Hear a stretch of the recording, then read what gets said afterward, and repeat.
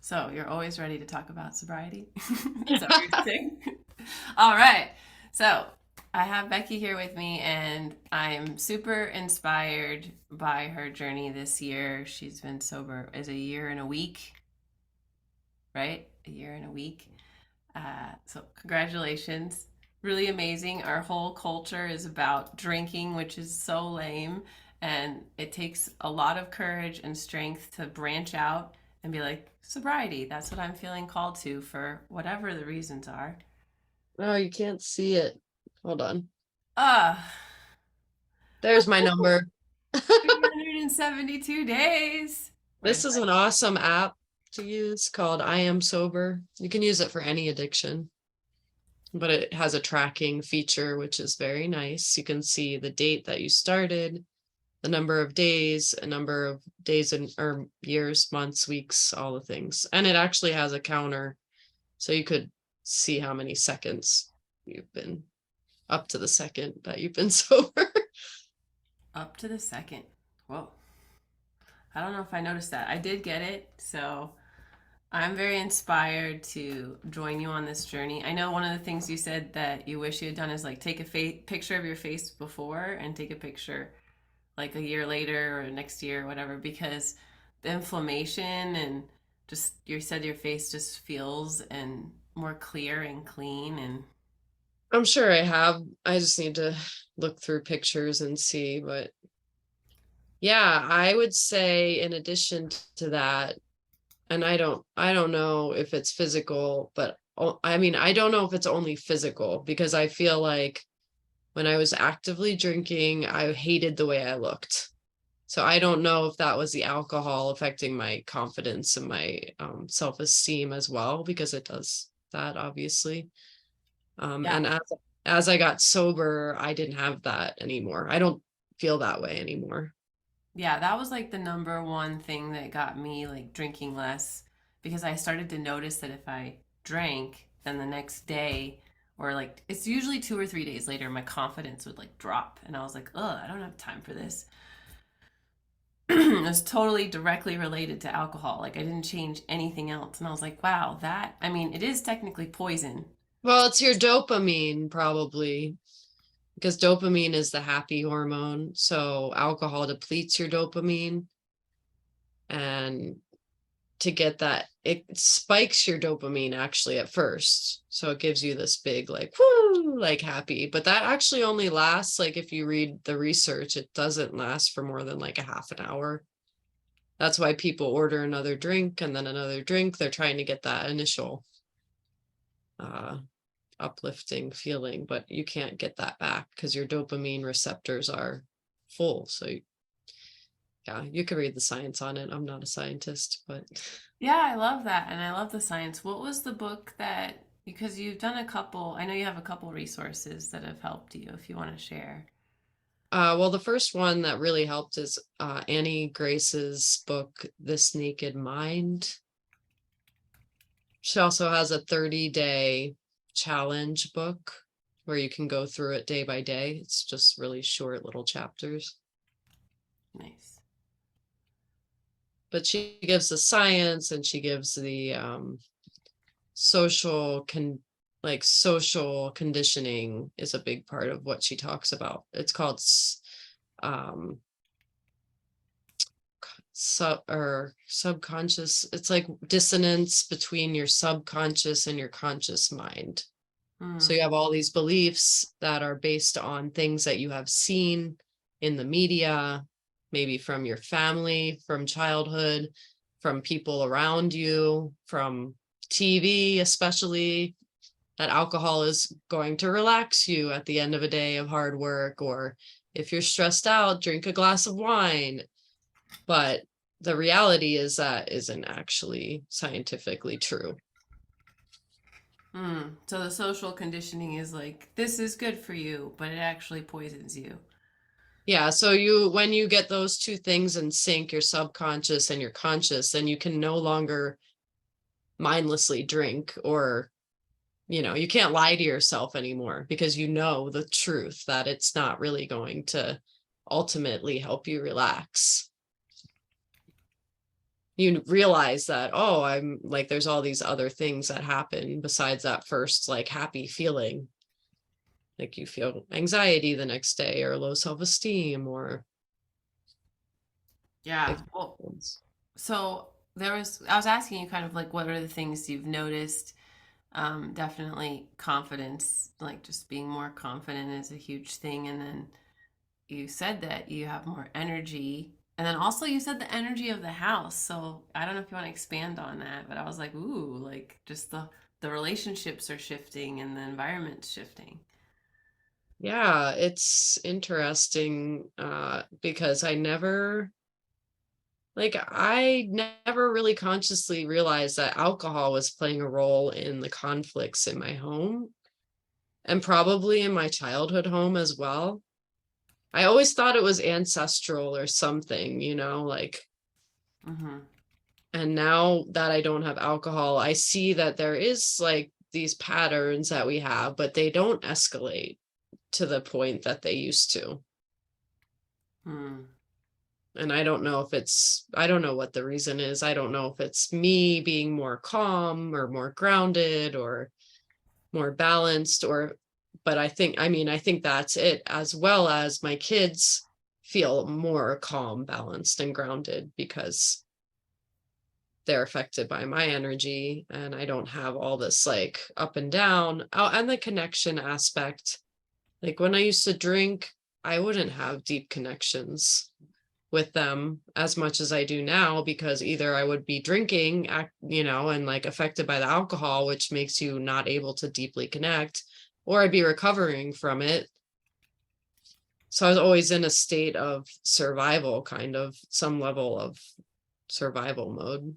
Well, is that social conditioning then as well? Like c- feeling like you're able to connect more with people? Like, oh, now I don't have, especially for introverted people that drink, right? Isn't there like this? Would you say that's a social conditioning or a subconscious thing? Yeah, that's a belief that we have based on what we've seen in the media. And I mean, it does let your inhibitions down, but that isn't authentic connecting when you have to use a drug or a substance to let your inhibitions down. The reason you have inhibitions, you have them for a reason, to protect you, and you're not being authentic if you're using something to just let those go away. So a lot of, recovery, I think, is learning how to be okay being in a social situation and being sober if that's what you used before to handle your anxiety and like social anxiety. Yeah, I think it's just really important that you highlighted that it's not authentic relating if you're intoxicated. I think that's a Yeah, and powerful point that, yeah. I just had this thought because you asked me earlier, like, what was the biggest thing? Like, the biggest thing that's changed for me is like knowing that I can be uncomfortable in situations, whether it's me with my depression at home or it's my anxiety out in public or in a social setting where I'm not comfortable, because it's like knowing that I can be uncomfortable and I'm still going to make it through and be okay. I think previously I didn't know how to do that. I just thought I needed to have the alcohol, or I don't know what would happen. I wouldn't be able to do it.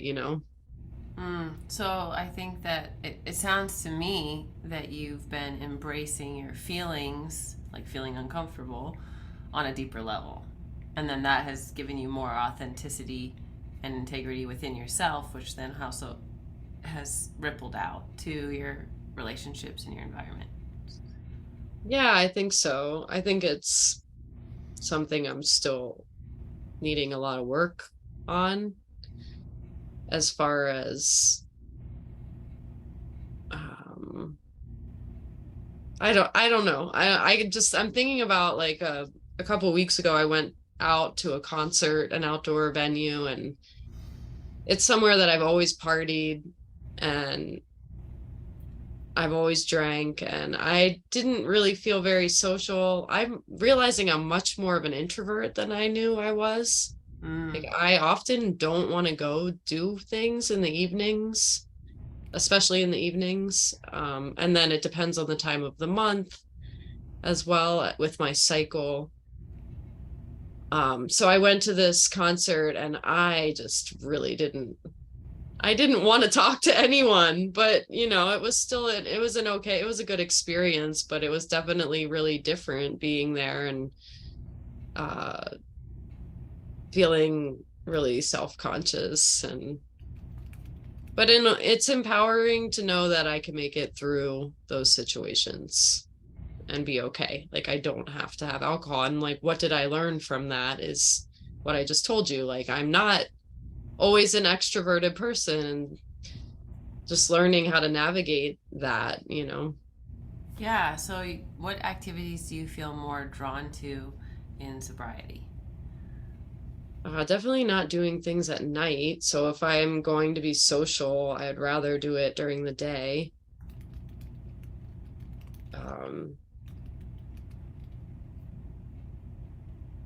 I don't know. I think I'm figuring that out.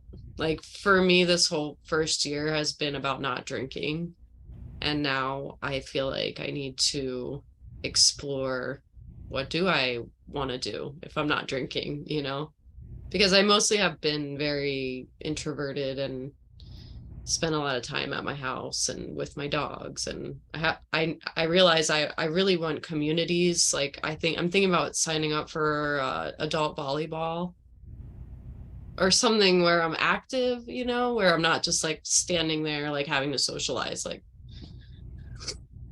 That's what I've noticed, for me at least, is the more I the more I move into embodiment, the more I want to do embodied activities. So yoga, sound healing is great. That's embodied, even though you're just kind of laying there a lot of times. Um, Dancing, I've noticed even in the social settings here, if I'm going to be social, I mean, I will at school. I like being social at school, right? With my son's school, and everyone there is very cool. But otherwise, it's like I don't really, I don't really want to do something unless it's like I'm in my body. And I like that authentic relating, that there's some circles here in Tucson, and you can go and be embodied and still talk to people, and that is pretty cool. I like that. because authentic relating is when you use a structure to There's like. not It's not really a structure, and the practice is to be totally present for that whole 2 hours. So, say someone in the circle said something about, like, their somebody in their life died, and if you had a death in your life, you could say, "Oh, when you shared that, like, I thought of my grandmother, and my heart kind of sank, and I really appreciate you sharing that you see this person differently now, because I also see my grandmother differently now." And then we're saying that, then everyone else in the circle is having their experience of being in that, and then they share. So That sounds cool, yeah. yeah, I should look up authentic relating near you, because it's a pretty cool thing to do at least once. um, but yeah, it's very real. Like, I feel very close to everyone that was in that circle for 2 hours because we were so present. And a lot of people don't do that in normal day-to-day life. Right, which is why the check-ins are nice. So we could do a check-in. Becky, what are you noticing or feeling? Uh, well, it seems just that talking about sobriety is kind of heavy and emotional, and yeah.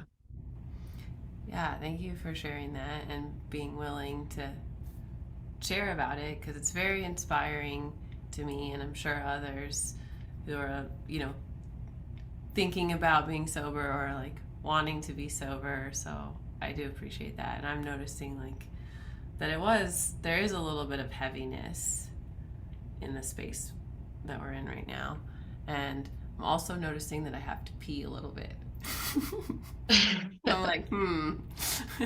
But yeah, so is there anything else you want to share about sobriety in your journey?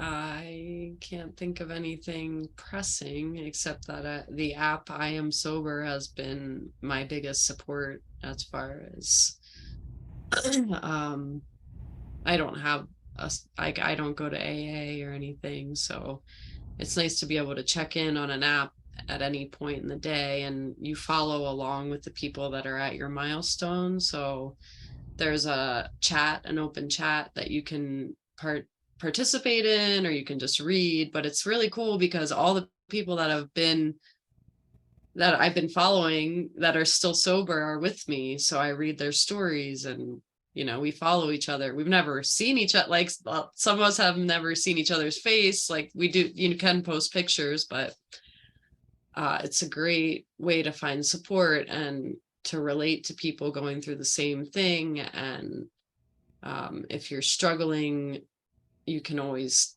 post on there and people will respond. And I've met some really great people that I've connected with outside of the group.